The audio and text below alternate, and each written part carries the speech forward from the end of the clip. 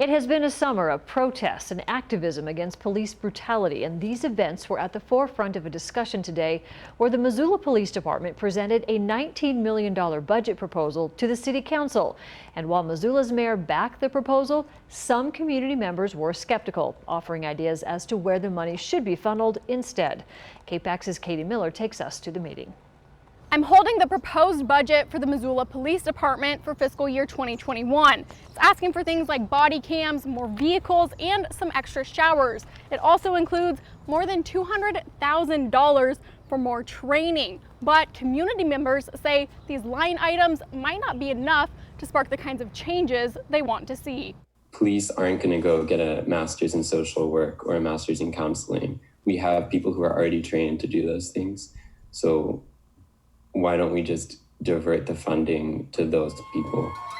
Protests broke out in Missoula earlier this spring, following the death of Minnesota man George Floyd at the hands of police. I just want you to know that they're protesting literally your budget, Mayor Engen. It's not some abstract, systematic racism. It's literally what's going on, the same system that you're trying to uphold and make worse right now.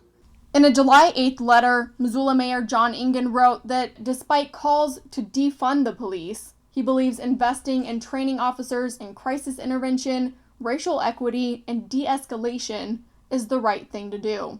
I don't think the Missoula Police Department was broken before George Floyd was murdered in Minneapolis, nor do I think the department is broken today. MPD is asking for the largest chunk of the city budget, more than $19 million, a 3.4% increase from the previous fiscal year. I and the Missoula Police Department are keenly aware that our community has high standards for public safety and for police officers.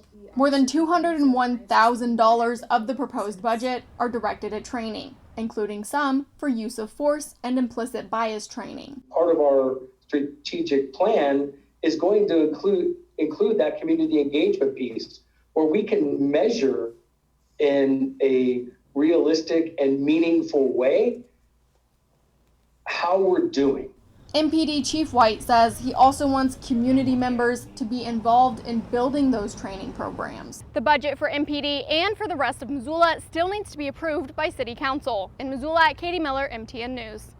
Now, Mayor Engen and Chief White tell us MPD responded to just over 60,000 calls for service in fiscal year 2020. Less than 0.3% of those calls resulted in the use of force.